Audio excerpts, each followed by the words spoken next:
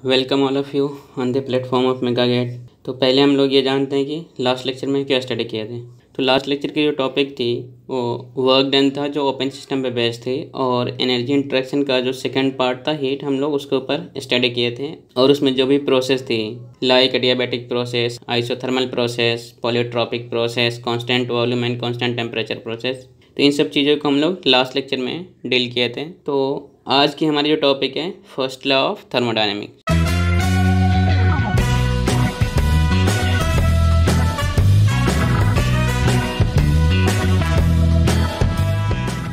First law of thermodynamics, also known as energy conservation law, quantitative law या joules law. मतलब first law को हम लोग इसके अलावा तीन और नाम से जानते हो। कौन कौन सी है? एनर्जी कंजर्वेशन लॉ है, क्वांटिटेटिव लॉ है और जूल्स लॉ। यहाँ पे वर्ड क्या रखना है? क्वांटिटेटिव, नॉट क्वालिटेटिव, क्योंकि जब हम लोग सेकेंड लॉ पढ़ेंगे तो हम लोग उसको क्वालिटेटिव लॉ बोलेंगे। तो ये क्या है? ये क्वांटिटेटिव लॉ है। According to first law, energy can neither be created nor be destroyed. Rather, it converted from one form of energy to another form. यानी ये कहना ये चाह रहा है कि एनर्जी को ना तो हम लोग क्या कर सकते हैं, क्रिएट कर सकते हैं, और ना ही उसको डिस्ट्रॉय कर सकते हैं, लेकिन हम लोग कर क्या सकते हैं?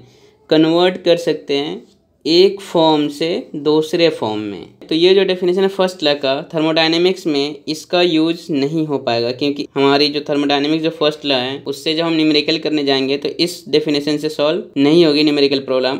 तो हमें क्या करना पड़ेगा कि न्यूमेरिकल अप्रोच के लिए हमें थर्मोडायनेमिक्स की ये सेकेंड स्टेटमेंट हमें सीखनी पड़ेगी। तो for close system undergoing a cyclic process, क्या बोला गया है? क्लोज सिस्टम भी होना चाहिए और क्या होना चाहिए? Cyclic process. The net heat interaction is equal to net work interaction.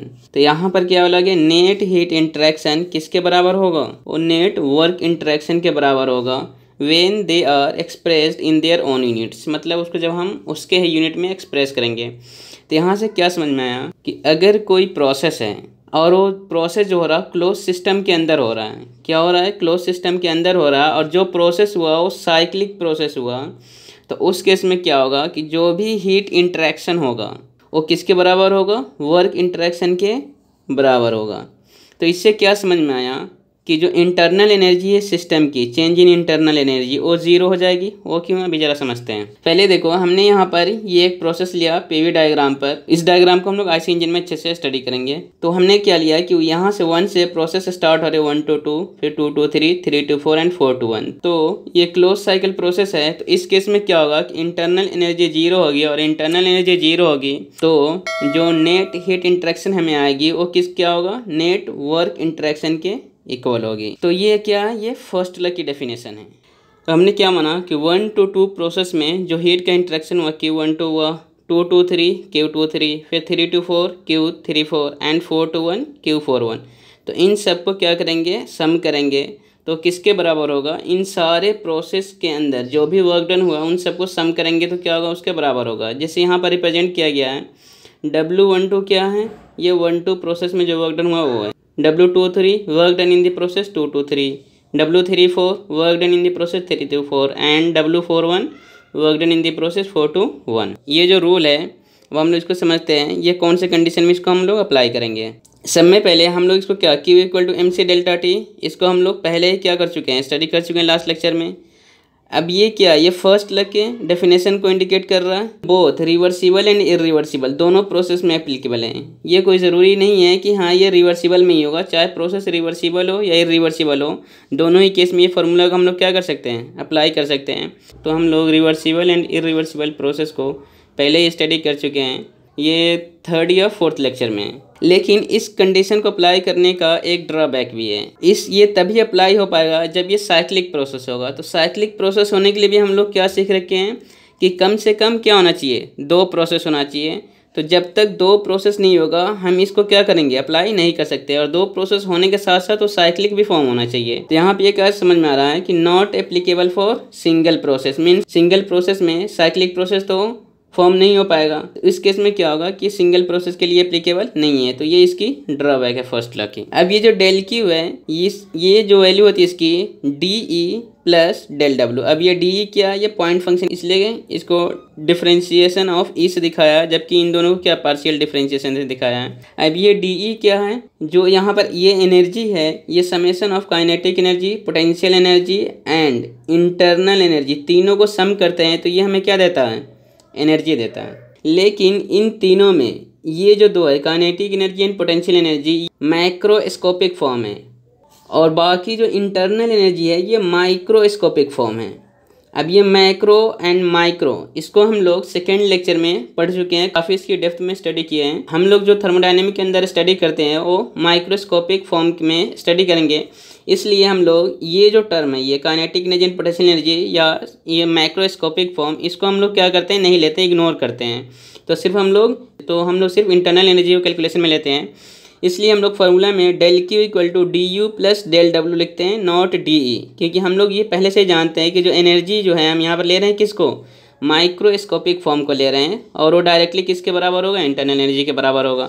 तो उसको हमने यहाँ पर ये शॉर्ट में यहाँ पर लिखा है, और एजम्पशन क्या लिया है कि kinetic energy and potential energy दोनों को क्या कर दिया, नेग्लेक्ट कर दिया। मीन्स हम लोग माइक्रोस्कोपिक फॉर्म के ऊपर स्टडी करेंगे। अब ये जो वर्क डन है, इस वर्क डन का फॉर्मूला हमने क्या पढ़ा है, पी डी वी। तो हम जहाँ भी वर्क डन यूज होगा वहाँ पर अगर हम लोग P D V value put करेंगे तो इसको हम लोग किस कंडीशन में अप्लाई कर सकते हैं उसको ज़रा समझो। तो हमने यहाँ पर क्या लिया, del W equal to P D V. इसको अप्लाई करने के लिए कुछ कंडीशन है, अगर वो कंडीशन फुलफिल होगी तभी हम ये कंडीशन यूज़ करेंगे वर्क डन के लिए, अदरवाइज इसको नहीं यूज़ करेंगे। तो इसकी पहली कंडीशन क्या है, it should cross the boundary, should be close system. मतलब ये क्या समझ में आ रहा है कि अगर ओपन सिस्टम होगा तो हम यहाँ पर इसको नहीं यूज़ कर पाएंगे। And should be reversible process. तो हमें मेन जो यहाँ पर याद कर रखना है ये दो स्टेप को, कि हम लोग पी डी वी वर्क तभी यूज़ करेंगे जब हमारी सिस्टम क्या होनी चाहिए, क्लोज सिस्टम होनी चाहिए और रिवर्सिबल प्रोसेस होगी, तभी हम P D V work use करेंगे, वरना नहीं यूज़ करेंगे। अब यहाँ पर जो वर्क है ना, ये वर्क दो टाइप के होते हैं, boundary work and non boundary work. तो जो बाउंड्री वर्क होता है हम लोग थर्मोडायनेमिक्स के अंदर इसी के ऊपर पूरी स्टडी करेंगे, लेकिन जो नॉन बाउंड्री वर्क है इसके ऊपर हम लोग थर्मोडायनेमिक्स के अंदर वर्क नहीं करेंगे, बहुत माइनर सी वर्क होती है। तो इसका एग्जांपल कौन कौन से नॉन बाउंड्री वर्क का, जो पैडल व्हील वर्क होता है उसको बोल सकते हैं, या स्टीयरिंग वर्क। अब ये स्टीयरिंग वर्क क्या है या पैडल व्हील वर्क, जैसे हम लोग छाछ वगैरह बनाते हैं तो छाछ बनाने में जो हम लोग रोटेट करते हैं मटके के अंदर, छाछ बनाने के लिए जो गोल डंडा सा रहता है वो क्या होता है, हम लोग उसको कुछ नहीं कर रहे बल्कि उसको स्टीयरिंग कर रहे हैं। तो उस केस में जो वर्क होता है वो कौन सी वर्क होगी, वो नॉन बाउंड्री वर्क होगी। फिर जो हमारी सॉफ्ट वर्क होती है या इलेक्ट्रिकल वर्क होगी, ये सारे किसके एग्जांपल है, नॉन बाउंड्री वर्क के। तो अब यहाँ पर डेल क्यू का फॉर्मूला क्या आ जाएगा, del Q equal to D U, और डेल डब्ल्यू की जगह पर हमने पी डी वी रख दिया। लेकिन इसको अप्लाई करने के लिए कंडीशन क्या होनी चाहिए, प्रोसेस क्या होनी चाहिए, रिवर्सिबल एंड क्लोज सिस्टम। तो ये जो हम लोग ये वाली कंडीशन यहाँ पर उठा करके यहाँ पर लिख दिया है। अब यहाँ पर ये एक नोट पॉइंट है, energy of an isolated system is constant. मतलब अगर कोई आइसोलेटेड सिस्टम है तो इसकी एनर्जी कांस्टेंट होगी। तो हम लोग ये बोल सकते हैं कि change in energy of an isolated system is zero, because energy constant है, मतलब एनर्जी इनिशियल स्टेट पर एंड फाइनल स्टेट पर दोनों पर क्या होगी, सेम होगी। तो डिफरेंस लेंगे तो क्या आ जाएगा, जीरो। तो अब तक हम लोगों ने फर्स्ट लॉ के अंदर उसके बेसिक कॉन्सेप्ट को स्टडी किया है। इसके बाद अब हम लोग क्या करेंगे कि फर्स्ट लॉ का जो एप्लीकेशन है डिफरेंट प्रोसेसेस में उसको हम,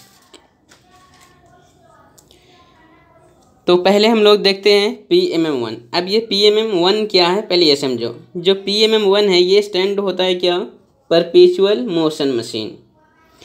अब ये जो मशीन है ना ये एक्चुअल में पॉसिबल नहीं है या एग्जिस्ट नहीं करता है। अब वो क्यों नहीं एग्जिस्ट करता है ये समझो। It is impossible to construct a device, means उन्होंने ये बोला है कि ऐसे डिवाइस बनाना मुश्किल है या नामुमकिन है, विच प्रोड्यूसेज वर्क कंटिन्यूसली, जो कंटिन्यूस हमें वर्क दे रहा हो without consuming any other form of energy. मतलब हम उसको कोई एनर्जी दे ही नहीं रहे या वो सिस्टम एनर्जी ले नहीं रहा, लेकिन फिर भी वो हमें क्या कर रहा है, वर्क आउटपुट कंटिन्यूस दे रहा है। तो ऐसा तो सिस्टम रियल लाइफ में भी एग्जिस्ट नहीं कर पाएगा। तो उसी को हमने यहाँ पर एक एग्जाम्पल के थ्रू समझाया कि ये हमारी क्या है, एक डिवाइस है और हीट के फॉर्म में या एनर्जी के फॉर्म में हम इसको कुछ नहीं दे रहे थे। इसमें क्या हो जाएगा, जीरो दे रहे हैं, लेकिन ये हमें करके क्या दे रहा है, ये हमें काम दे रहा है। तो मतलब ये तो एक्चुअली में पॉसिबल ही नहीं, हम इसको कुछ दे नहीं रहे, लेकिन ये हमें वर्क कहाँ से दे पाएगा? जब तक हम सिस्टम को या डिवाइस को एनर्जी नहीं देंगे, इनपुट नहीं देंगे, तो आउटपुट तो हमें मिलेगा ही नहीं। तो इसलिए PMM1 जो है इम्पॉसिबल है, ये रियल में एग्जिस्ट नहीं करती है।